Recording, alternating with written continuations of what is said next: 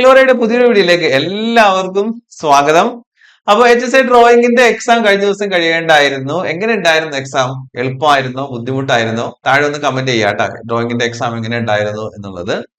അപ്പോ ഈ drawing exam കഴിഞ്ഞപ്പോഴുള്ള ഒരു അടുത്ത കുറച്ച് കുട്ടികളുടെ ഡൗട്ടുകളാണ്. ഇതിന്റെ കട്ട് ഓഫ് എത്രയായിരിക്കും, എപ്പോഴാണ് ഇതിന്റെ ഷോർട്ട് ലിസ്റ്റ് വരുന്നത്, അതുപോലെ തന്നെ പുതിയ നോട്ടിഫിക്കേഷൻ ഉണ്ടാകുമോ എന്നുള്ളതൊക്കെ. അപ്പോൾ ഇതിന്റെ ഒരു ആൻസർ കീ സാധാരണ നിലയ്ക്ക് PSC എക്സാം കഴിഞ്ഞിട്ടുണ്ടെങ്കിൽ ഒന്നോ രണ്ടോ ദിവസത്തിനുള്ളിൽ തന്നെ PSC സൈറ്റിൽ ഇതിന്റെ ആൻസർ കീ എന്ത് ചെയ്യും, പബ്ലിഷ് ചെയ്യുന്നതായിരിക്കും. അപ്പൊ നിങ്ങൾക്ക് എന്ത് ചെയ്യാം, ആൻസർ കീ നോക്കിയിട്ട് നിങ്ങൾക്ക് എത്രത്തോളം നിങ്ങൾക്ക് മാർക്ക് സ്കോർ ചെയ്യാൻ പറ്റുന്നുണ്ട് എന്നുള്ളത്, നെഗറ്റീവ് മാർക്ക് കൂട്ടിയിട്ട് നിങ്ങൾ എന്ത് ചെയ്യാം ഒന്ന് നോക്കാം കേട്ടോ.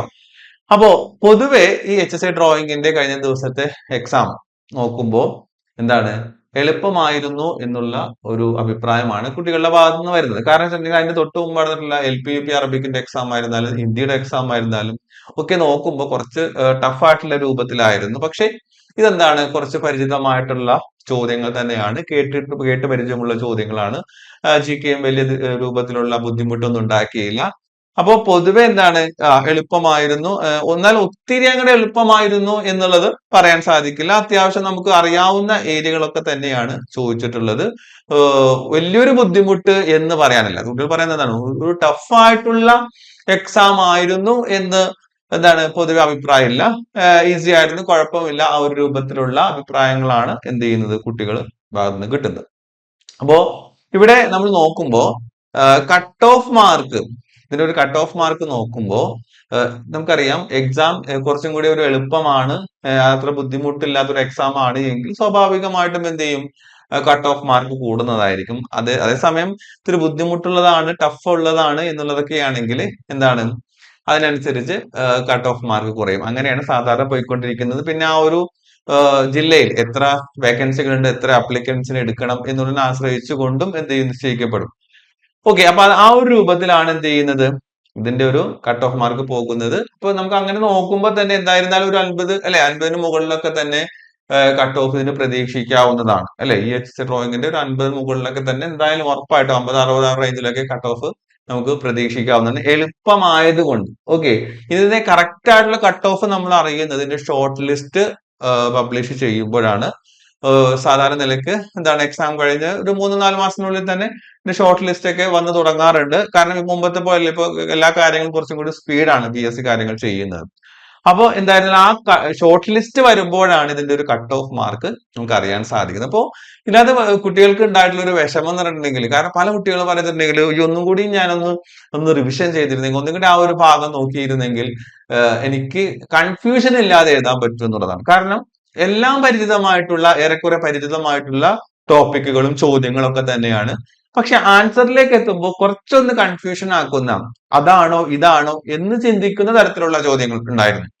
നേരെ മറിച്ച് ഇത് തന്നെയാണ് ഇതിന്റെ ആൻസർ എന്ന് ചിന്തിക്കുന്നതിനേക്കാൾ ഒപ്പം തന്നെ ഇതേപോലെ തന്നെ അതായിരിക്കുമോ ഇതാണോ എന്ന് എക്സാം ഹാളിൽ കൺഫ്യൂഷൻ വരുന്ന ടൈപ്പിൽ ഓഫ് ക്വസ്റ്റ്യൻസ് ഉണ്ടായിരുന്നു. അപ്പൊ അങ്ങനെയുള്ള ചോദ്യങ്ങളെ കൺഫ്യൂഷൻ ഇല്ലാതെ നമുക്കൊന്ന് എഴുതാൻ പറ്റണമെങ്കിൽ കുറച്ചും കൂടി ഒന്ന് റിവിഷൻ ചെയ്താൽ നന്നായിരുന്നു, കുറച്ചും കൂടി ആ ഒരു ഭാഗം പഠിച്ചാൽ നന്നായിരുന്നു എന്നുള്ളത് കുട്ടികൾ പൊതുവെ ചിന്തിക്കുന്ന ഒരു വിഷമമുണ്ടായിട്ടുള്ള കാര്യം. കാരണം നമുക്ക് അറിയാവുന്ന ഒരു ഏരിയ കൃത്യമായിട്ട് നമുക്ക് എഴുതാൻ പറ്റാതെ വരുമ്പോഴും അതല്ലെങ്കിൽ തന്നെ തെറ്റിപ്പോകുമ്പോഴും ഒരു പ്രയാസം ഉണ്ടാവുമല്ലോ. ആ ഒരു പ്രയാസമാണ് കുട്ടികൾ പറയുന്നത്.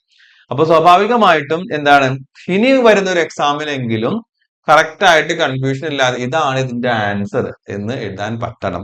അപ്പൊ ഇതിന്റെ നോട്ടിഫിക്കേഷൻ എന്നാണ് എന്നുള്ള ചോദ്യമാണ് അടുത്ത ഒരു ഡൗട്ട് എന്ന് പറയുന്നത്. നമുക്കറിയാം ഇപ്പോ ഏറെക്കുറെ HSI ഡ്രോയിങ്ങിന്റെ ലിസ്റ്റുകൾ നിലവിലുള്ള ജില്ലകളുണ്ട്, പിന്നെ എന്താണ് എക്സാം കഴിഞ്ഞിട്ടുള്ള ജില്ലകളുണ്ട്. സ്വാഭാവികമായിട്ടും നോക്കുകയാണെങ്കിൽ ഇപ്പോഴത്തെ ഒരു ഇതനുസരിച്ച് കൊണ്ട് ഒരു ലിസ്റ്റ് വന്ന് നമുക്കറിയാം 3 വർഷമാണ് അതിന്റെ കാലയളവ്, അത് കഴിഞ്ഞിട്ടാണ് അടുത്ത ലിസ്റ്റിലേക്ക് വരുന്നത്. പക്ഷെ ഇപ്പൊ നമ്മൾ അടുത്തിടെ ഇപ്പൊ LP UP അറബിക്കിന്റെ ആയിരുന്നാലും JLTയുടെ ഒക്കെ നോക്കുമ്പോൾ എന്താണ്, ലിസ്റ്റ് തീരണേക്കാൾ മുമ്പ് തന്നെ PSC അടുത്ത ലിസ്റ്റിന് വേണ്ടിയുള്ള നോട്ടിഫിക്കേഷനും കാര്യങ്ങളും വിളിക്കുന്നുണ്ട്. എന്ന് പറഞ്ഞിട്ടുണ്ടെങ്കിൽ ഈ ലിസ്റ്റ് തീരുമ്പോൾ തന്നെ പുതിയൊരു ലിസ്റ്റ് വരുവാൻ വേണ്ടിയുള്ള പ്രൊസീജിയർ ഒക്കെ PSC ചെയ്തു വരുന്നുണ്ട്. കാരണം ഞാൻ നേരത്തെ പറഞ്ഞതുപോലെ കുറച്ചും കൂടി കാര്യങ്ങൾ സ്പീഡായിട്ടാണ് എന്ത് ചെയ്യുന്നത് നടക്കുന്നത്. ലാഗ് വരുന്ന ഒരു സംഭവം ഇപ്പോ എന്താണ് കുറവായിട്ടാണ് കാണുന്നത്. എന്റെ ഒരു അഭിപ്രായമാണ്, എന്റെ വ്യക്തിപരമായിട്ടുള്ള അഭിപ്രായമാണ്. കാരണം മുമ്പത്തെ വെച്ച് നോക്കുമ്പോൾ കുറച്ചും കൂടി കാര്യങ്ങൾ സ്പീഡായിട്ട് നടക്കുന്നത്. അപ്പൊ അതുകൊണ്ട് തന്നെ ലിസ്റ്റ് തീരാൻ നിൽക്കുന്ന ജില്ലകൾ ഉണ്ട് എങ്കിൽ തീർച്ചയായിട്ടും ആ ജില്ലകളിൽ നമുക്ക് എന്ത് ചെയ്യാം, നോട്ടിഫിക്കേഷൻ പ്രതീക്ഷിക്കാം കേട്ടോ. ഇപ്പോ ലിസ്റ്റ് വന്ന് ഇപ്പൊ ഈ അടുത്ത് വന്ന ലിസ്റ്റുകളൊക്കെ ആണെങ്കിൽ അപ്പൊ പിന്നെ എന്തായാലും ഉടനെ നോട്ടിഫിക്കേഷൻ ഉണ്ടാവില്ല. നേരെ മറിച്ച് ലിസ്റ്റ് വന്ന് ഏകദേശം ഒരു എന്താ പറയാ എന്റെ വാലിഡിറ്റി കഴിയുന്ന അടുത്തുള്ള ജില്ലകളാണ് എങ്കിൽ തീർച്ചയായിട്ടും അടുത്തൊരു നോട്ടിഫിക്കേഷൻ നമുക്ക് പ്രതീക്ഷിക്കാം. അപ്പൊ അങ്ങനെ അതിന്റെ നോട്ടിഫിക്കേഷൻ അപ്ഡേഷൻ വരികയാണെങ്കിൽ തീർച്ചയായിട്ടും നിങ്ങൾ എന്ത് ചെയ്യും, ചാനലിൽ കൂടെ നമ്മൾ അറിയിക്കുന്നതായിരിക്കും. നിങ്ങളെ സംബന്ധിച്ചിടത്തോളം ഈ ഒരു പരീക്ഷയ്ക്ക് വേണ്ടത്ര നല്ല രൂപത്തിൽ പെർഫോം ചെയ്യാൻ പറ്റാത്തവരെ സംബന്ധിച്ച്, അതല്ലെങ്കിൽ ഞാൻ നേരത്തെ പറഞ്ഞതുപോലെ അതാണോ ഇതാണോ എന്നുള്ള കൺഫ്യൂഷനിൽ ആൻസർ തെറ്റിപ്പോയിട്ടുള്ള കുറെ ആളുകളൊക്കെ ഉണ്ടാവും. അപ്പൊ അവരെ സംബന്ധിച്ചിടത്തോളം ഇനി അടുത്തൊരു എക്സാം വരുമ്പോൾ കുറച്ചും കൂടി ഒരു സ്ട്രോങ് ആയിട്ട് ഇത് തന്നെയാണ് ആൻസർ എന്ന് കൺഫ്യൂഷൻ ഇല്ലാത്ത രൂപത്തിൽ എഴുതാനും ടോപ്പിക്കൽ കൃത്യമായിട്ട് പഠിക്കുവാനും നിങ്ങൾ എന്ത് ചെയ്യുക, നേരത്തെ തന്നെ പഠിച്ചു തുടങ്ങുക എന്നുള്ളതാണ്. കാരണം ഇപ്പൊ നിങ്ങൾക്ക് ആ ഒരു പരീക്ഷയുടെ ചൂട് ഒക്കെ ഉണ്ട് നിങ്ങൾക്ക്. ഓക്കെ, ആ പഠിച്ചൊരു ഓർമ്മ സംഭവങ്ങളുണ്ട്. അപ്പൊ ഇത് ഒരു ഗ്യാപ്പ് വന്നിട്ടുണ്ടെങ്കിൽ തീർച്ചയായിട്ടും അലസത വരാൻ സാധ്യതയുണ്ട്, പഠിച്ചത് മറന്നു പോകാൻ സാധ്യതയുണ്ട്. നിങ്ങളെ സംബന്ധിച്ചിടത്തോളം ഒരു പരീക്ഷ കഴിഞ്ഞിട്ട് അത് മാറ്റിവെക്കുക, ഇനിയിപ്പോ അടുത്തൊരു നോട്ടിഫിക്കേഷൻ വരട്ടെ, വന്നതിന് ശേഷം വേണമെങ്കിൽ പഠിത്തം തുടങ്ങാം എന്നുള്ള ചിന്താഗതി ആദ്യം നിങ്ങൾ എന്ത് ചെയ്യാം, മാറ്റുക. എന്നിട്ട് ഇപ്പൊ നിങ്ങൾക്കുള്ള ആ ഒരു പഠിക്കണം അല്ലെങ്കിൽ ഒന്ന് റിവിഷൻ ചെയ്യണം എന്നുള്ള ആ ഒരു മൂടുണ്ടല്ലോ, ആ ഒരു വൈബിലൂടെ തന്നെ ഇപ്പൊ നിങ്ങൾ എന്ത് ചെയ്യാം, മുന്നോട്ട് പോവുക, പഠിച്ചു തുടങ്ങുക.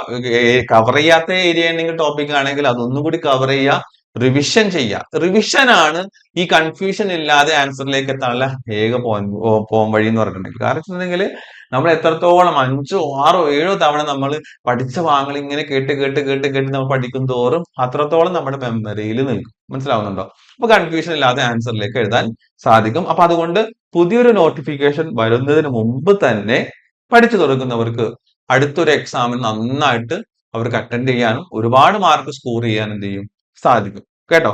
അപ്പൊ നേരത്തെ തന്നെ നിങ്ങൾ എന്ത് ചെയ്യുക, പഠിച്ചു തുടങ്ങുക. പുതിയ നോട്ടിഫിക്കേഷൻ വരുന്ന അപ്ഡേഷൻസ് വരികയാണെങ്കിൽ തീർച്ചയായിട്ടും ആ കാര്യം ചാനലിലൂടെ അറിയിക്കുന്നതായിരിക്കും. അക്കലോറയിൽ HSA ഡ്രോയിങ്ങിന്റെ പുതിയ ബാച്ചുകൾ ആരംഭിച്ചിട്ടുണ്ട്. അതുപോലെ തന്നെ കേറ്റഡ് ഡ്രോയിങ്ങിന്റെയും ബാച്ചുകൾ നടക്കുന്നുണ്ട്. അപ്പൊ അതിന്റെ കോഴ്സ് ഡീറ്റെയിൽസ് നിങ്ങൾക്ക് അറിയണമെങ്കിൽ സ്ക്രീനിൽ കാണുന്ന നമ്പറിൽ നിങ്ങൾക്ക് കോൺടാക്ട് ചെയ്യാം. അതെല്ലാം ഒറ്റയ്ക്ക് നിങ്ങൾക്ക് പഠിക്കണമെങ്കിൽ നേരത്തെ തന്നെ എവിടെയെങ്കിലും ചേർന്ന് പഠിക്കാനാണ് ശരി, ഒറ്റയ്ക്ക് പഠിക്കാൻ ശരി, നേരത്തെ തന്നെ നിങ്ങൾ ആ ഒരു എക്സാമിന് വേണ്ടി തയ്യാറെടുപ്പ് നടത്തുക. കുറച്ച് സമയം ഓക്കെ ഇത് പഠിത്തത്തിന് വേണ്ടി എന്നുള്ള ആ ഒരു മനസ്സോടുകൂടി നിങ്ങൾ മാറ്റുക. കാരണം നിങ്ങളുടെ ആ ഡ്രീം ജോബ് കിട്ടുന്നത് വരെ നിങ്ങൾ അതിന് പരിശ്രമിച്ചു കൊണ്ടിരിക്കുക എന്നുള്ളതാണ്. അവിടെ ഒരു ഗ്യാപ്പ് ഇല്ല. ഒരു നോട്ടിഫിക്കേഷൻ വരട്ടെ, എക്സാം വരട്ടെ, അങ്ങനെ ഒരു ഗ്യാപ്പ് നിങ്ങൾക്കില്ല. ഗ്യാപ്പ് ഇല്ലാതെ തന്നെ മുന്നോട്ട് പോയിട്ടുണ്ടെങ്കിൽ എന്താണ് നിങ്ങൾക്ക് എത്തിപ്പെടാൻ സാധിക്കും. ഇപ്പൊ മെയിൻ റാങ്ക് ലിസ്റ്റിലേക്ക് വരുന്ന അല്ലെങ്കിൽ റാങ്കിന്റെ മുൻപന്തിയിലേക്ക് വരുന്നവരൊക്കെ ഇങ്ങനെ തുടർച്ചയായിട്ടുള്ള ഒരു പഠനവും റിപ്പീറ്റേഷനും ഒക്കെയാണ് അവർക്ക് ഈ ഒരു വിജയത്തിലേക്ക് എത്താൻ സഹായിച്ചിട്ടുള്ളത്. നിങ്ങളും ആ ഒരു രൂപത്തിലേക്ക് മുന്നോട്ട് പോവുക. അപ്പൊ നമ്മുടെ അക്ലോറയിലെ കോഴ്സ് ഡീറ്റെയിൽസ് അറിയാൻ സ്ക്രീനിൽ കാണുന്ന നമ്പറിൽ നിങ്ങൾക്ക് കോൺടാക്ട് ചെയ്യാം. എന്തായിരുന്നാലും ഇതിന്റെ ഒരു ഷോർട്ട് ലിസ്റ്റ് വരുമ്പോൾ നല്ലൊരു റിസൾട്ട് നിങ്ങൾക്ക് ഉണ്ടാവട്ടെ എന്ന് ആശംസിക്കുകയാണ്, പ്രാർത്ഥിക്കുകയാണ്. അപ്പൊ പുതിയ അപ്ഡേഷൻസ് വീഡിയോ ആയിട്ട് നമുക്ക് വീണ്ടും കാണാം. അതുവരെ എല്ലാവർക്കും ബൈ ബൈ.